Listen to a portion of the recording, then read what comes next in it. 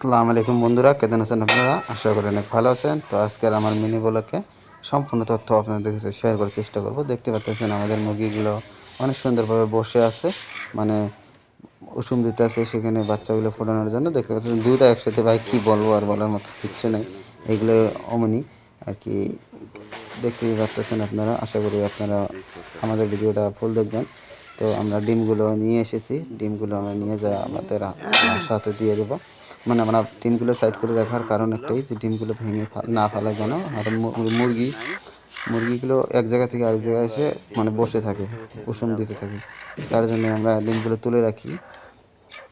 তো আপনারা চাইলে এই বুদ্ধিটা করতে পারেন, কারণ এই বুদ্ধিটা করলে কোনো মানে কোনো মিক্স হতে পারে না, আমি আশা করি।